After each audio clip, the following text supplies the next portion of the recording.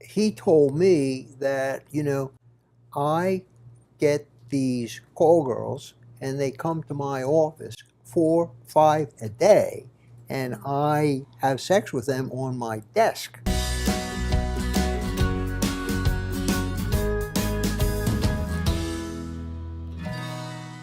There's been a lot of controversy about the diagnosis of sex addiction in the news lately.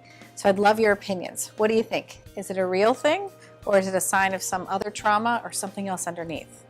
Having done a lot of work in addictions or with people with addictions before, a lot of the questions arise about what do we actually then mean by the word addiction. So you get like the UCLA study that just recently came out that is going to talk about it not being an addiction because the right brain patterns aren't happening there.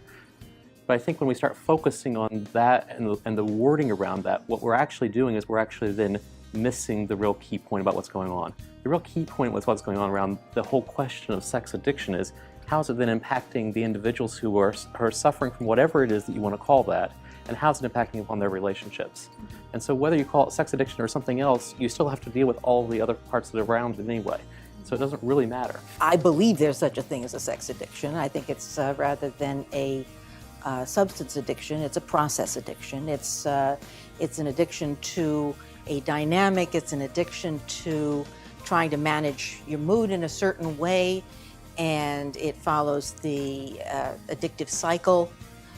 So it fits the picture, but I agree, it doesn't matter what you call it, it's there. What do you mean by a process? A process addiction is being addicted to something that you have to learn to live with. A substance addiction, you can put down the substance, and as hard as that is, it's done if you can stay off the substance. Process addiction is, you find the so-called codependents who have their own addiction to trying to make the other person what they want them to be. So you have to live with other people. There's an addiction to spending. You have to use money. You have to learn how to work within the addiction rather than just putting it down. So food would definitely, fall in there. Mm-hmm. Thinking of an example, this is a few years back. It's a lovely couple. He's an investment banker, and she teaches in one of the colleges. She's PhD. He told me that, I get these call girls, and they come to my office 4, 5 a day, and I have sex with them on my desk. And this grabs a hold of me, and I just have to do it. I finally got him to tell her, and of course her reaction was, well, I knew it, But, his anxiety, his terror of intimacy, it's palpable. He came from a crazy family.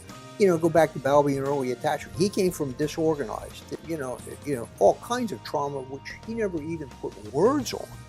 But it drives this thing, and and the sex is just disconnected sex. There's no emotion, it's just release.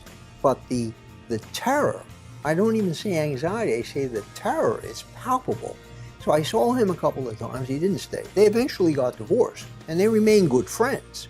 But, it really moved me, It's really a terrible place to be in.